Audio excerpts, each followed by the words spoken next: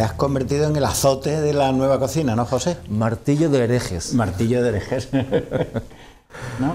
Es decir, que yo creo que después de tanta baboseo con los nuevos cocineros, te has tú imbuido en el papel de decir que hay otros puntos de vista, ¿no? Sí, porque la verdad que asusta un poco la pose, ¿no? Y la sobreactuación.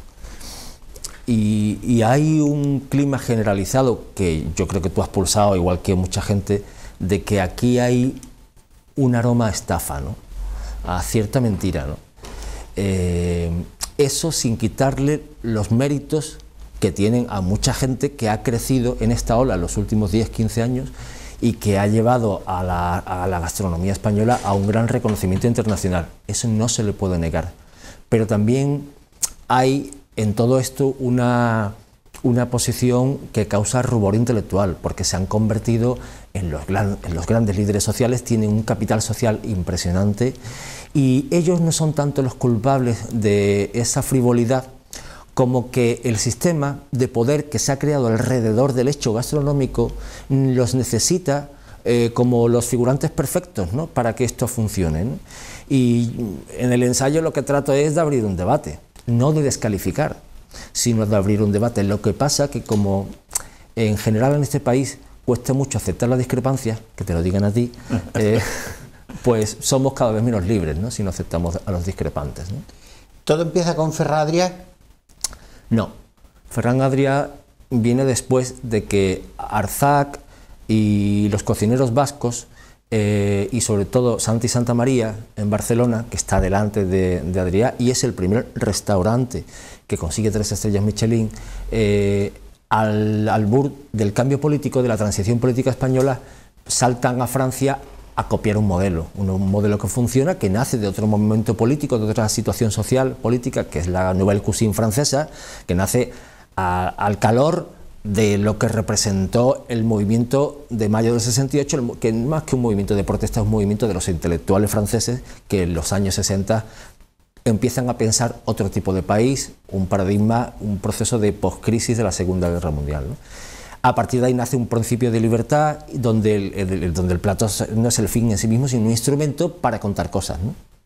A partir de ahí hay una reflexión, hay la incorporación de los intelectuales. Francia es el paradigma, es un modelo, y España transpira esa libertad gastronómica a partir del momento de la transición política y claro, como la frontera es porosa, lo hace por el País Vasco y Cataluña, donde hay mayor vanguardia, mayor conexión con la realidad europea y esa contaminación llega fundamentalmente a Arzac y a Santi Santamaría.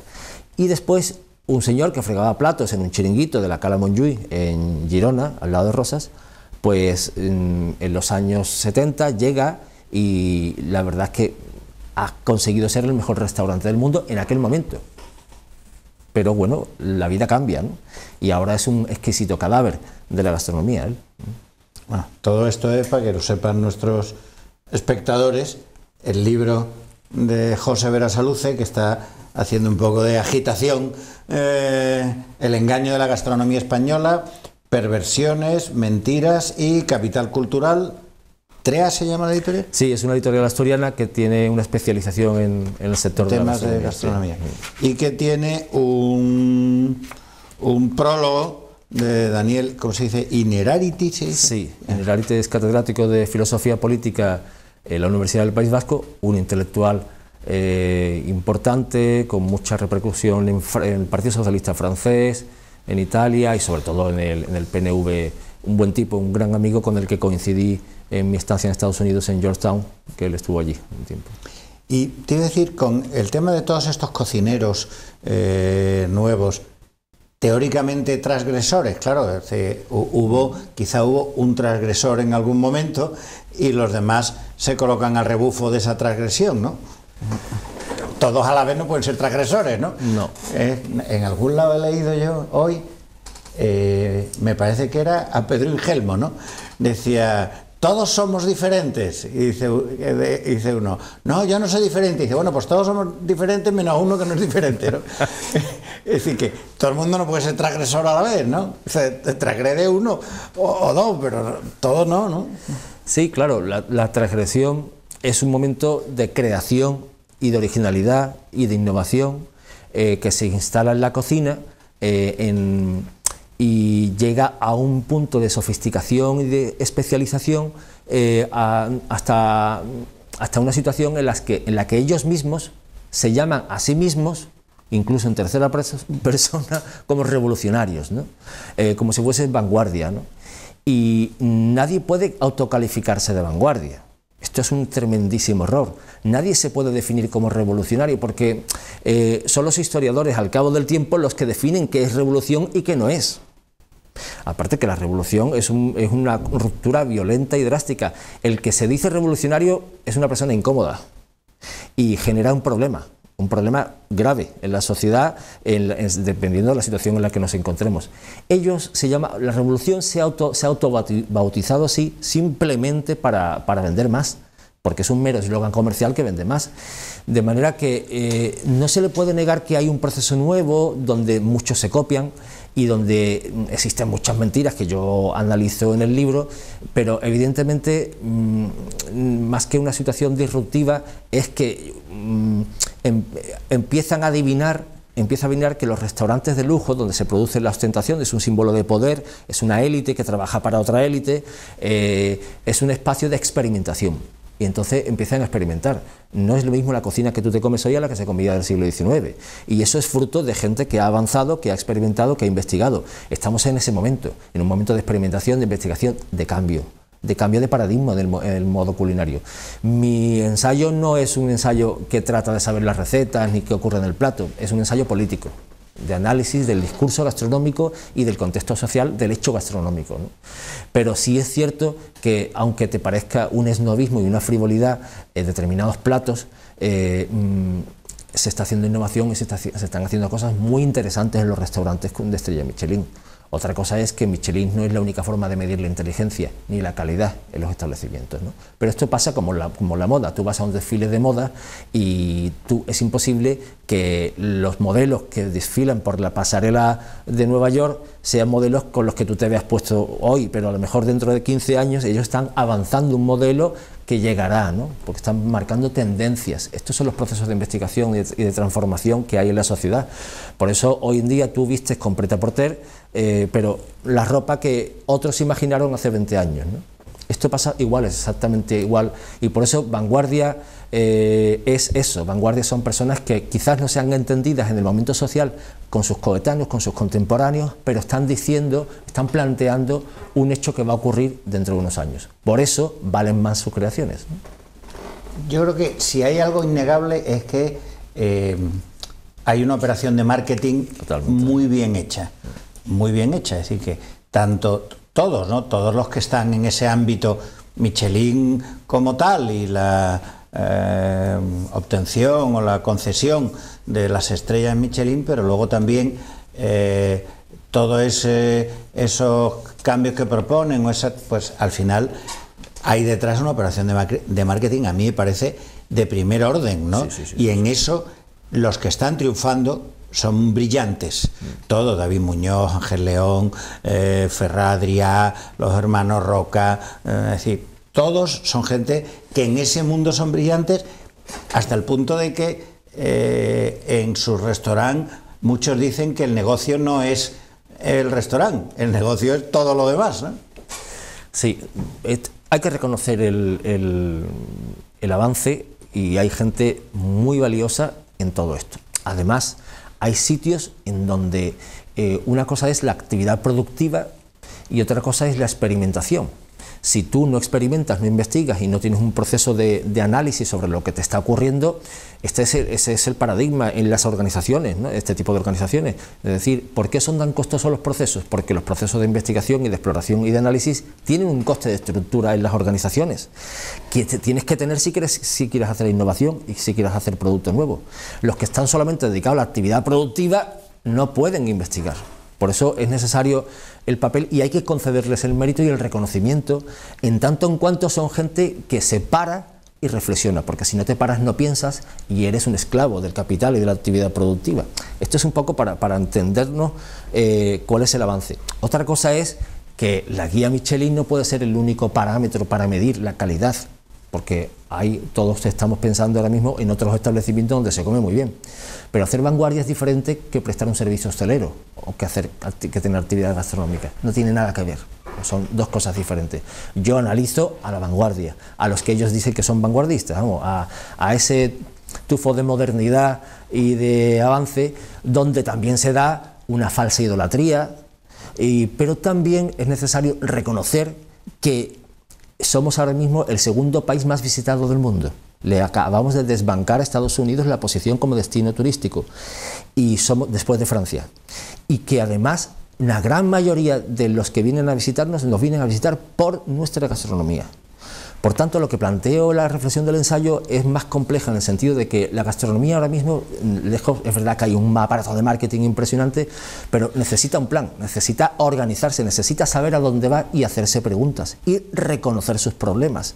Esto no lo hace el sector, porque es una gran maquinaria que funciona con estructuras de marketing, porque todo es tan excesivamente mercantilizado y todo es excesiva frivolidad. Y todo es el poder del que más gana, el que más vende, pero nadie se detiene a pensar e incorporar otros elementos de la cultura nuestra, como es el pensamiento crítico, como son las clases creativas y a los pensadores. No digo que sean o se conviertan los chefs ahora en intelectuales, pero que sí sus proyectos sean fruto de la alianza interdisciplinar con otros sectores que tenemos en este país, muy interesantes y muy complejos. No puede ser que en España solamente nada más que encontremos ceviches, quinoas y tartares. No se puede aguantar con la cultura gastronómica que tiene este país, la enorme significación que tiene en la literatura, en la ópera, en la poesía, en la narrativa, en el arte. No puede ser que estemos importando modelos sin darnos cuenta del enorme capital cultural que tiene este destino llamado España. También, José, se ha puesto de moda, o sea, tú dices, en ese puesto que ocupa España, hay el turismo gastronómico, ¿no? Sí, que no sé si será una moda pasajera. Claro, tú has dicho antes como que lo que se está haciendo ahora en determinados sitios será costumbre y será algo natural dentro de unos años, los que sean 10 o algo así. Pero sí es cierto que por primera vez, desde que yo tengo conciencia, hay gente que viaja para comer. Uno de los éxitos de nuestro vecino Ángel León es ubicarse ahora al pie de una estación de tren, de gente que viene, se baja del tren, come y se va, Es decir, que es tal el movimiento que mueve a la gente que eso se ha convertido en un fin en sí mismo. Antes era, tú ibas a visitar X, Madrid, Londres y tal, ibas a museos, visitabas las ciudades, ibas de compras, no sé cuánto, no sé qué, y le preguntabas a los amigos, bueno, ¿qué sitio es bueno para comer? Ahora es al revés, ¿no? Ha cambiado el paradigma, ¿no? Claro, hay una figura que se lleva mucho en Francia, que es el BOVO, que es el acrónimo de burgués bohemio, en donde hay un nuevo perfil de viajante, de turista, que no va a dejarse llevar en rebaño por los circuitos turísticos, sino que pide más, que es más culto, que está mejor informado, y que con la irrupción desde el año 2000 de las nuevas tecnologías y de la democratización de Internet está creando nuevos perfiles de turistas. Comer bien, o sea, sentarse a la mesa es un acto narrativo, ¿no? Yo siempre lo planteo, ¿no? ¿Por qué? Porque tú no te sientas en un restaurante solamente para comer, para saciar tu hambre, eso es otra cosa. Te sientes o te sientas y compartes mesa porque hay un relato, hay un planteamiento, una idea compleja que hace que el producto que tú te tomas en un restaurante de vanguardia, con la escenificación, con la teatralización, con el mensaje que pretende dar el establecimiento, tú pagues más por eso. Por tanto, ha nacido un comensal creativo que busca no solamente comer y sentarse a la mesa, sino que le cuenten cosas interesantes, complejas, de nivel cultural. Y existe ese modelo de establecimiento. Y de la misma manera que tú no comes siempre en el mismo sitio porque vas buscando un modelo y no solamente buscas lo que te ponen en el plato, sino el ambiente con el que estás rodeado, las personas que te van a encontrar. Al final, los restaurantes de moda generan lujo y ostentación, pero también están generando un modelo de un comportamiento de clase. Un comportamiento de clase, en este caso yo creo que es bastardo, ¿no? Porque hay una traición a los orígenes. Pero lo que no se puede aguantar es que hay chefs muy condecorados en esta tierra, en Andalucía, lo ha citado ahora mismo uno, que se vanaglorien de que un señor coja un avión en Australia y venga a verlo. Al final estamos creando una perversión del sistema, que yo reflejo también en el libro, de tal manera que tus paisanos, los que viven en el puerto de Santa María, nadie conoce tu establecimiento. Estás trabajando para una élite que vive fuera, de manera que no hay un principio de identidad con el establecimiento ni con los principios, sino con la idea que tú estás produciendo, ¿no? Exponiendo en el mercado. Esto no le pasa al norte. En Arzac, la gente del País Vasco va a comer Arzac, también come gente de afuera, ¿no? Pero no podemos estar haciendo circuitos, ideas y grandes establecimientos para los de afuera, porque entonces va a pasar como en Málaga. El centro de Málaga está ocupado por una gran torba de turistas que van a visitar el centro porque están los grandes museos, pero la gente de Málaga de verdad vive en las afueras, en la periferia, sin acceder a la cultura, porque eso es una cultura de salón. Esto es lo mismo, esta perversión es la que hay que cambiar. Y hay en algún lado te he leído, cuando has empezado con el libro y tal, hablar de la burbuja gastronómica. Sí. ¿Tú crees que se está formando, se ha formado una burbuja gastronómica? No, hay una burbuja total y evidente, ¿no? El primer síntoma para detectar la burbuja es el interés del poder financiero. En el momento que la Caixa, el BBVA, la Fundación Telefónica, grandes corporaciones de este país, se fijan en los chefs y empiezan a financiarlo y empiezan a tenerlo como modelo de referencia, pasó exactamente igual en el ladrillo. Ahí tiene un crecimiento desmedido, sin cabeza, sin criterio. El BBVA acaba de lanzar una campaña con uno de los hermanos Roca y ha puesto Mupin por toda España diciendo que este es el modelo de pyme que necesitamos. O también acaban de comprarle la deuda a David Muñoz del estrepitoso fracaso de su restaurante en Londres. Se le acaba de comprar un banco porque ha vendido a sus acciones de su capital mayoritario. Es decir, ¿dónde queda la libertad creativa cuando el poder del dinero ensucia a un creador? ¿Dónde queda la libertad creativa? ¿Y cuánto vale la reputación de un chef para que esté financiado por un gran banco que entra en el sector al olor de este crecimiento desmedido? Pasa exactamente igual que la burbuja del ladrillo. Lo que pasa es que aquí entran más intereses en juego, porque la prensa, no hay sector crítico, hay un exceso de autocomplacencia, la prensa está vendida mayoritariamente.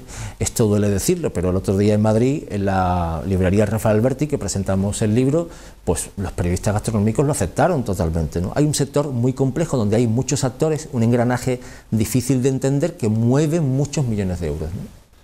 A mí me dijo una vez Arcadi Espada, con el que mantengo un pleito permanente a cuenta de Aponiente, ¿no? Yo he de confesar que a mí no me gusta, ¿no? Y, o sea, no me satisface lo que hace, lo respeto por supuesto, no tuviera que ver, ¿no? Pero no me gusta ir a comer allí y me parece un sacacuartos. Y me decía Arcadi Espada que es que yo tenía un punto de vista equivocado, que a un sitio como Aponiente no hay que ir a comer. Claro. Que eso es como el que va uno a un museo. Claro. Entonces tú vas a unas sensaciones, a unas emociones, ¿no? Entonces, en realidad, decía él, lo que vende Ángel León son emociones. Bueno, yo el capítulo de las emociones no estoy totalmente nada de acuerdo con Arcadi Espada ahí. Tú que eres el Arcadi Espada de la Bahía, sabes perfectamente que eso no funciona así. Es decir, que ayer escuchaba yo que o sea, el instinto, las emociones son instintos primarios, ¿no? Entonces, la analogía con el museo nos tiene que servir para que nuestra audiencia entienda que cuando tú vas a un museo, al Museo del Prado, y te pones a dar vueltas por las salas, tú sabes reconocer 3 piezas, 4 piezas, lo que te da tu cultura, pero si no comprendes en el lenguaje exactamente de un historiador del arte, de un crítico del arte, lo que representa un cuadro, la composición, la luz, la obra, su contexto sociocultural y el momento histórico en el que se crea, y te lo explican, tú empiezas a entender qué significa esa pieza y a disfrutar del valor cultural que representa esa pieza pictórica. Esto es lo mismo, es decir, alguien te tiene que explicar qué ha hecho en un plato, porque el plato es un instrumento, no un fin en sí mismo, que produce dilemas, compromisos, ideas, también emociones. Yo el capítulo de las emociones lo descalifico por completo en este ensayo, porque las emociones son la consecuencia de un pensamiento. Somos personas inteligentes, somos sapiens, es decir, que somos personas que necesitamos entender las cosas en su complejidad. Primero va la inteligencia y después va la emoción. De manera que ya está bien de tanta experiencia y de tanta emoción. Hay un análisis también de la desertización del lenguaje gastronómico, ¿no? Hay un lenguaje muy corto, fruto del déficit intelectual de estos creadores gastronómicos, y todos se manejan con 10 palabras. Si incorporasen valor y sintaxis a la gastronomía, esto sería, como ocurre en Francia, mucho más complejo y tendría mucho más futuro, ¿no? Una de las cosas que yo les he leído a ellos, ¿no?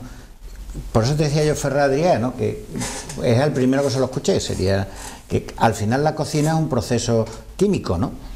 O físico, sí, es decir, que tú mediante el uso de el fuego o de cualquier aparato y tal, produces calor, mezclas cosas y tal para alterar algunas cosas, ¿no?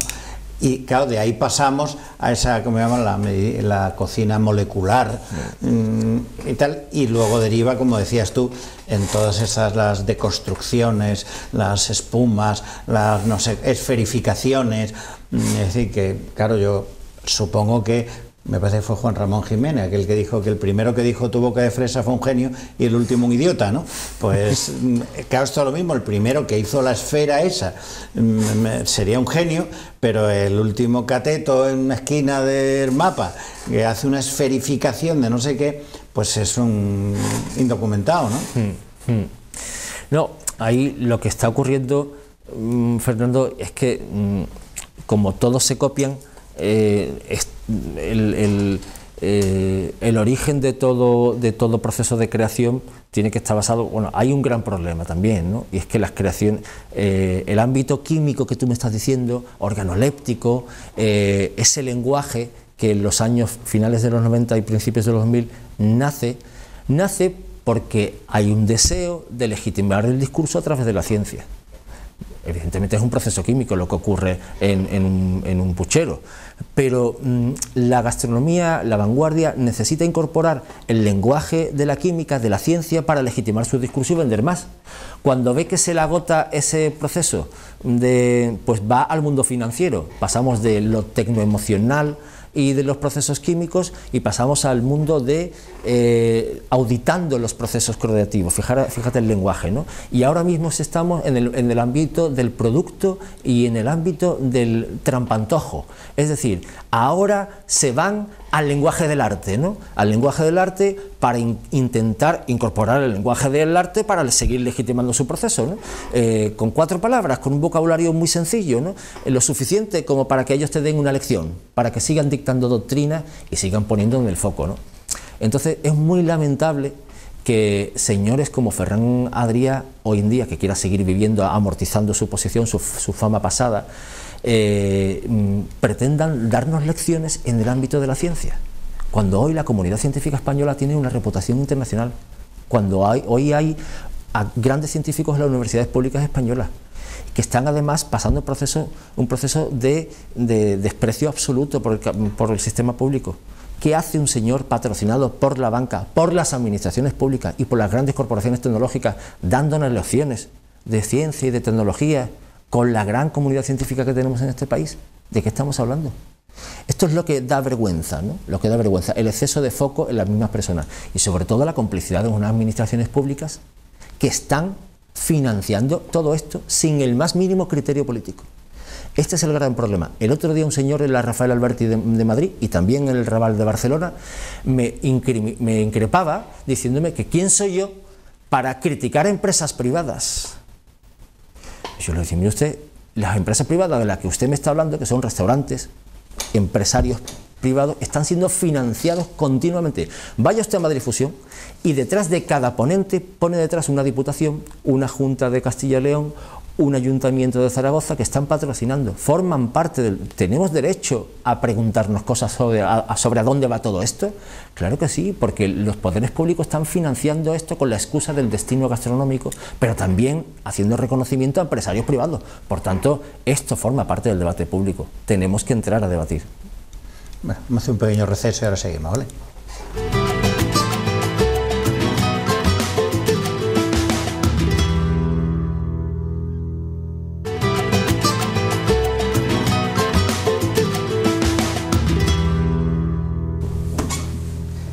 Bueno, estamos hablando, para los que se han incorporado, de El engaño de la gastronomía española de José Berasaluce, libro que luego nos contará, se ha hecho casi entero en Estados Unidos, en esa temporada sabática, el stage que ha pasado en Estados Unidos. Pero bueno, luego hablamos del tiempo que ha estado en Estados Unidos.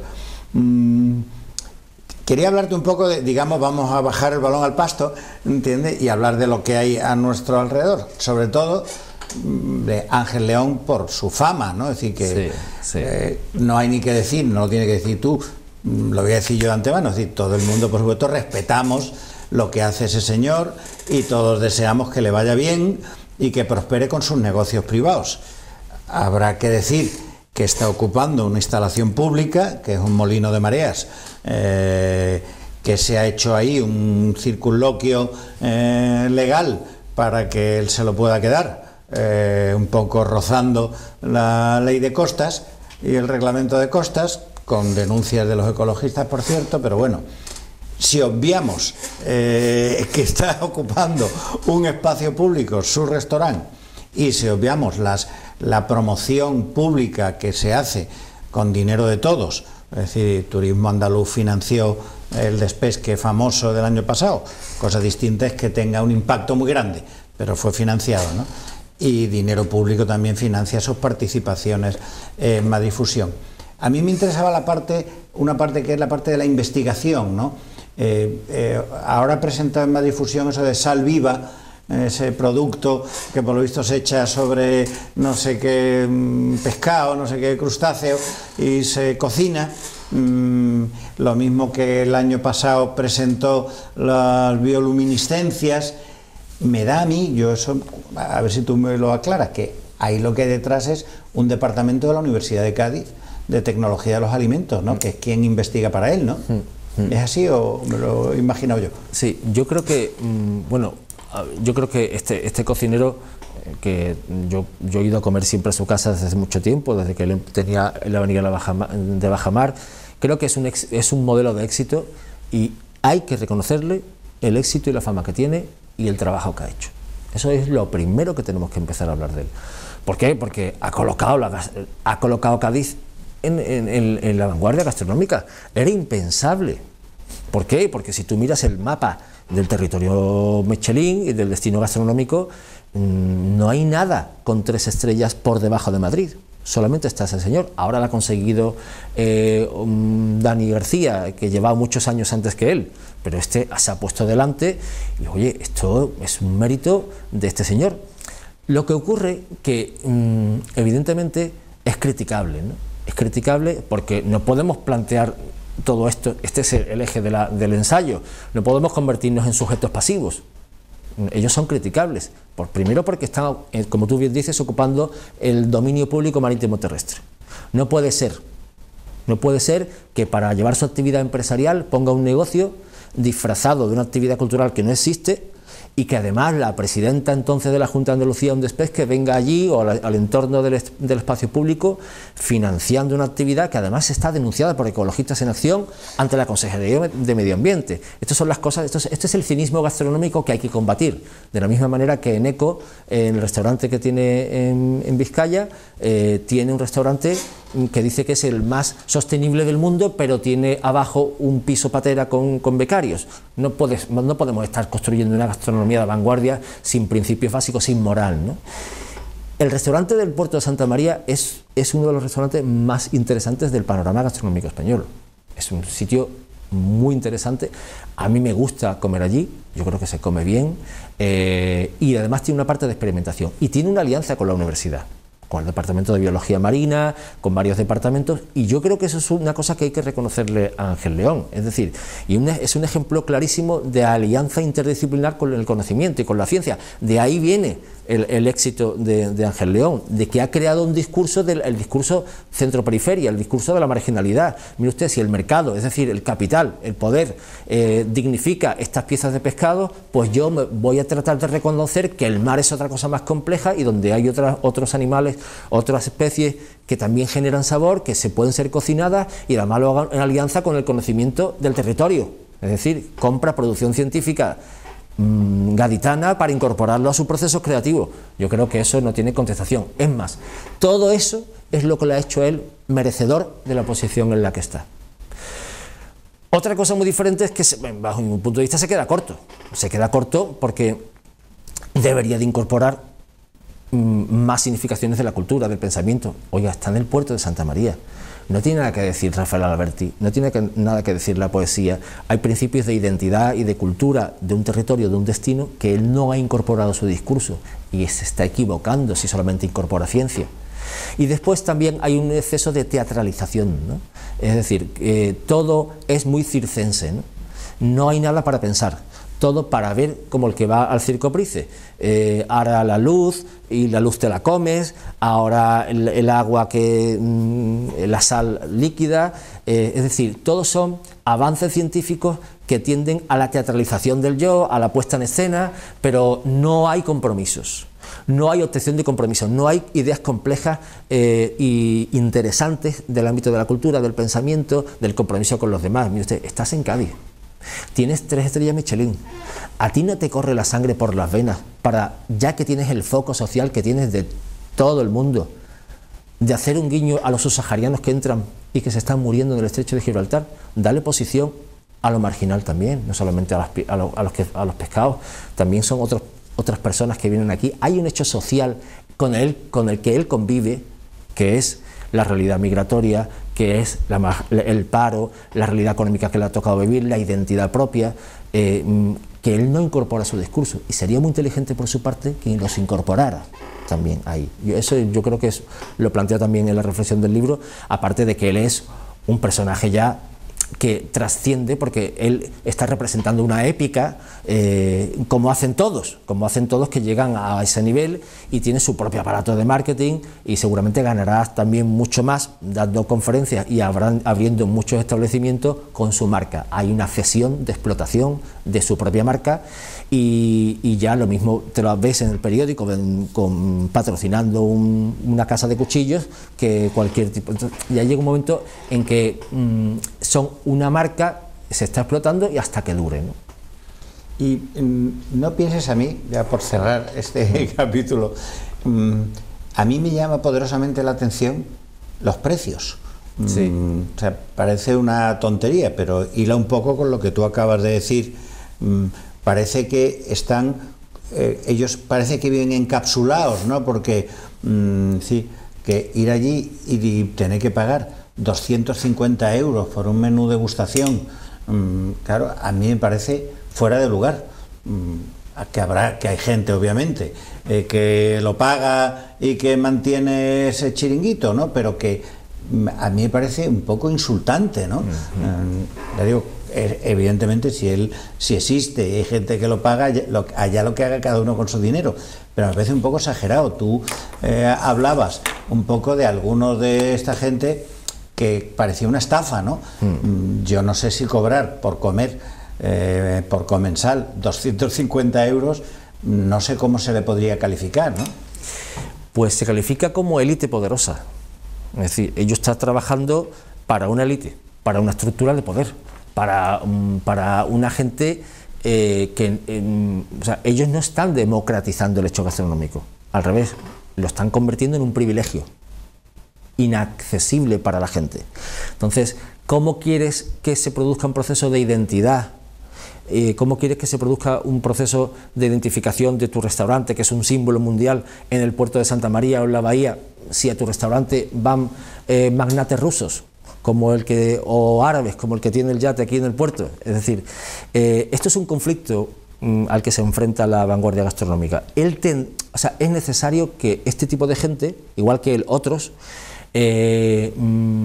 entiendan que la gastronomía necesita una pensada, una reflexión, un plan. Y es verdad que el precio puede parecer abusivo, Fernando, pero también hay que decir que si tú tienes un proceso de investigación, de transferencia del conocimiento, donde quieres que todo salga perfecto, donde la sala es un escenario perfecto en los tiempos, en las puestas en escena, en un personal formado que sabe comunicarte lo que hace, eso tiene un coste. Diferente fuese que fuese el Emotion que hay en Ibiza con Paco Roncero, que vale 1.500 euros el ticket, cenar la noche.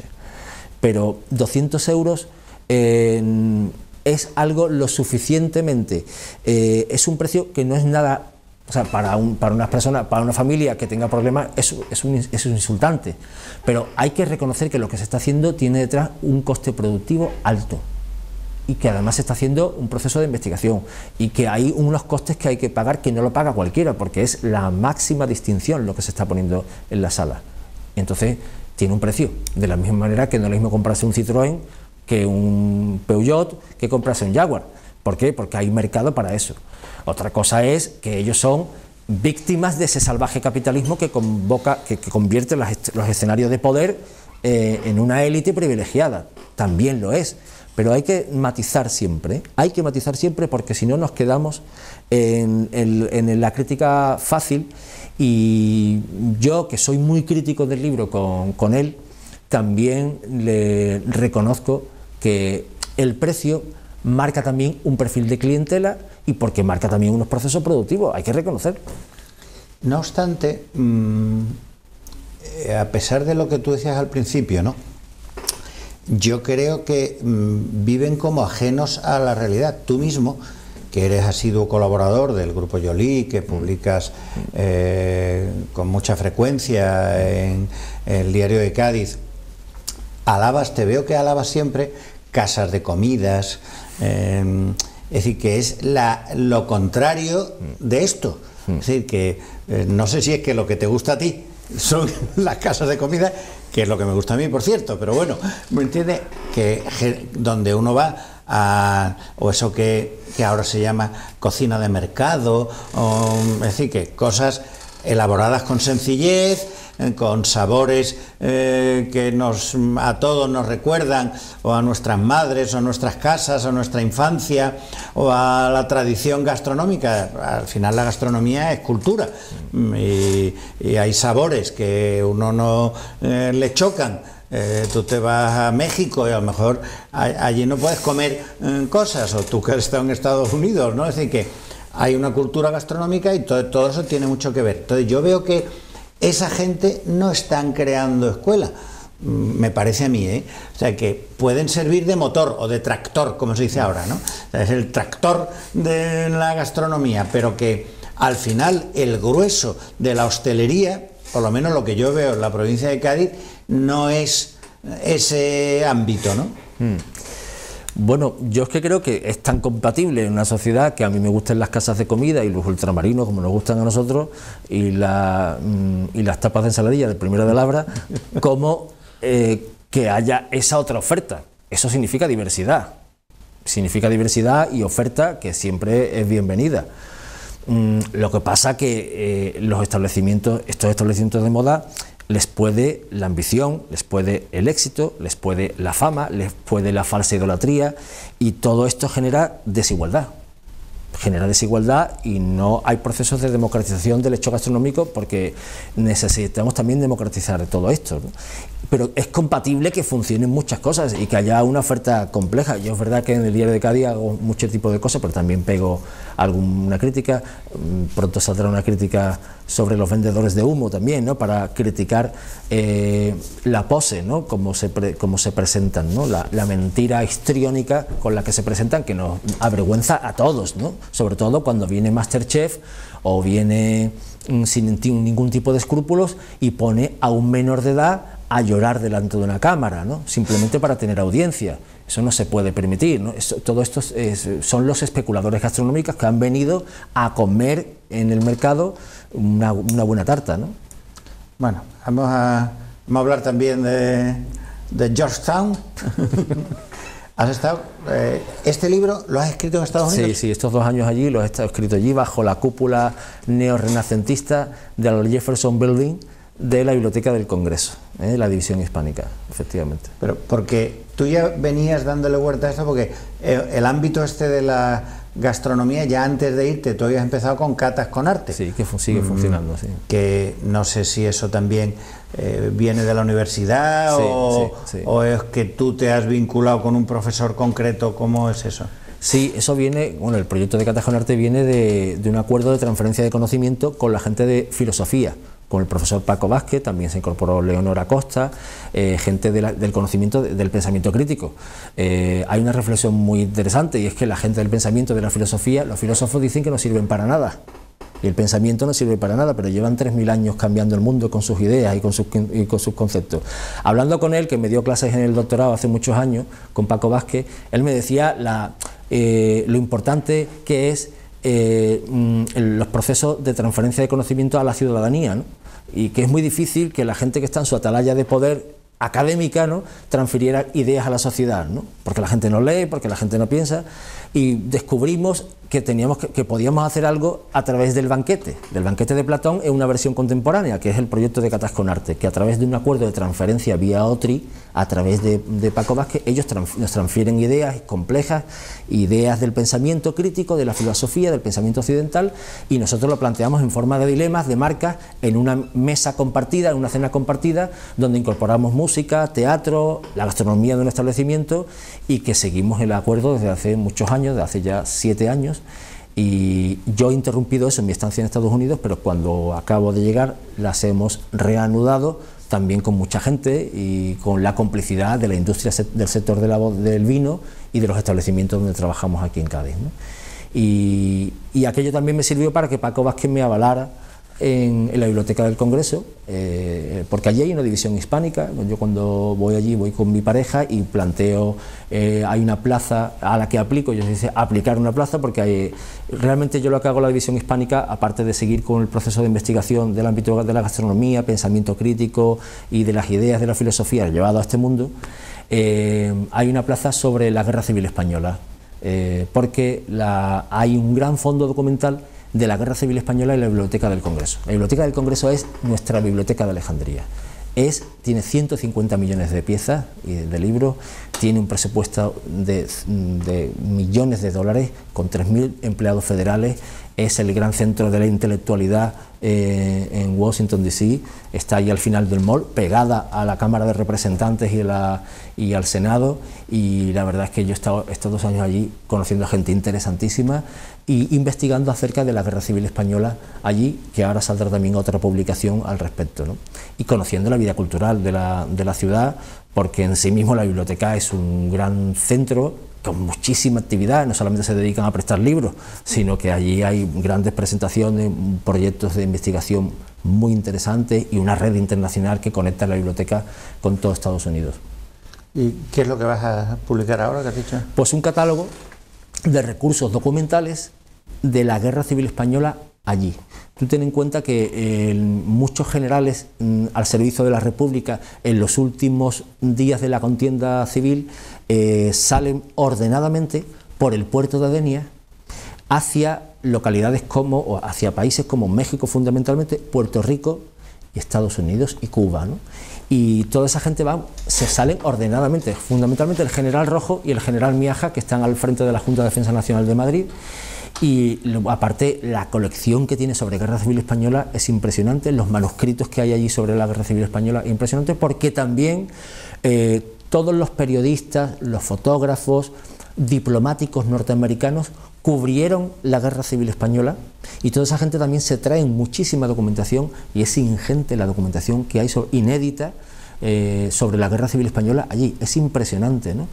Nuestro historiador de referencia, que es Julio Aróstegui, que es el historiador ya fallecido de referencia en historia de la Guerra Civil Española, tuvo que pasar varias temporadas allí, ¿no? Yo en los archivos que he estado consultando, que he levantado algún artículo para alguna revista, he podido ver las fichas de Julio Aróstegui allí directamente, y bueno, y toda la documentación, toda la correspondencia privada de Miaja y el general Rojo con el gobierno de... ¿Los archivos de ellos, de los dos generales? Sí, están allí, manuscritos.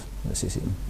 Las cartas directamente con Negrín, con Alcalá Zamora, de puño y letra de los dos, toda la correspondencia de un lado y de otro, y publicaciones maravillosas como Neruda, España del corazón de Neruda, El cancionero de la guerra de Emilio Prado, vamos, piezas impresionantes que hay allí, que en un proyecto que ya yo venía haciendo la Biblioteca del Congreso. Lo que pasa que como aquello es un auténtico reino de taifas grandísimo, yo he tenido que ir sección por sección, la sección de póster, la sección de fotografía, la sección de manuscritos, la sección de monografías, y unir y articular todo eso, que es lo que he estado haciendo allí durante todo este tiempo, y ahora también estamos en proceso de promover una publicación. ¿Has estado 2 años allí? Sí, cerca de 2 años. ¿Sí? ¿En esos 2 años interrumpiste Catas con Arte? Claro, interrumpí Catas con Arte porque precisamente eso que dice el profesor Nuccio Ordine, que es un tipo que me parece un italiano fantástico, que dice que si no paras no piensas, ¿no? Es decir, que el capital te obliga a producir, y a producir sin parar. Y los procesos de toma de reflexión, de perspectiva de ti mismo, tienes que tenerlo, ¿no? Si no tienes esos procesos, te conviertes en un esclavo productivo del capital, ¿no? Entonces, pensar es hoy un desafío al capital, ¿no? A la estructura de a la sociedad que nos ha tocado vivir, ¿no? Por eso es una sociedad que tiene, no hay que tenerle miedo además, a hacer cosas que no sean productivas, porque los procesos de reflexión necesitan tiempo, ¿no? Y una sociedad se genera más talento si tiene más tiempo libre también, ¿no? Y este tiempo es absolutamente necesario. Yo sé que me pueden decir, bueno, es que el tiempo es lo que más, la gestión del tiempo es lo más importante, pero por eso cuando se dice de año sabático y la gente se lo toma a broma, ¿no? y provoca una risa, un sabático es absolutamente fundamental para la gente, ¿no? Y para los procesos de investigación todavía más, ¿no? Y ahora cuando has reanudado Catas con Arte, porque Catas con Arte cuando tú te fuiste ya había alcanzado un nivel de cierto éxito y reconocimiento, estabas empezando a hacerlo en otras ciudades, así que Madrid, Cádiz, Sevilla. había empezado Sevilla, Madrid, estabas pensando tú en expandirlo, y haces ese paréntesis, y ahora al volver, ¿has cambiado algo en Catas con Arte o has vuelto al formato original? Hemos vuelto al formato original y ha funcionado perfectamente. Nos han sido fieles, no nos han puesto los cuernos nuestros usuarios, nuestros catadores con arte, y además todavía con más demanda. Yo creo que la gente que viene lo ha entendido, y volvemos a tener overbooking en nuestras cenas, en las Catas con Arte y demás, con propuestas nuevas, con ideas nuevas, con profesores nuevos, y funcionando igual de bien. La verdad que eso sí me ha sorprendido. Yo me creía que se iban a olvidar de nosotros, pero al final la vuelta, hacer las Américas nos ha venido bien, ¿no? ¿Eso lo haces una vez al mes? Sí, 1 o 2 veces al mes. Y siempre en establecimientos diferentes, y que tú no tienes un sitio que es la sede de Catas con Arte, sino que tú llegas a acuerdos con restauradores o con... Nosotros aquí en Cádiz trabajamos con el Parador Hotel Atlántico, con el Catering El Fareo en el Baluarte de los Mártires, con el Hotel La Catedral, el Hotel Occidental, con el Casino Gaditano en Grupo Vélez. Ahora vamos a hacerlo también con Raúl Cueto en el Now Beach, que vamos aprovechando que mantienen la instalación en todo el invierno, y son establecimientos con los que llegamos a un acuerdo y llevamos allí toda la tropa con todas las ideas, los profesores, los músicos, los actores, los vinos de las bodegas, y vamos y volvemos a otro sitio, ¿no? Bueno, entonces, al final tú eres el quemasangre de la gastronomía. Los quemasangre, sí, puede ser un quemasangre, un cargante, ¿no? No, que eres eso, ese... Vamos, de quemasangre a quemasangre. Claro, mi modelo de referencia es Arcadio Espada y Fernando Santiago. A partir de ahí... Bien, pues vaya modelo. Todavía Arcadio Espada gana dinero, pero yo...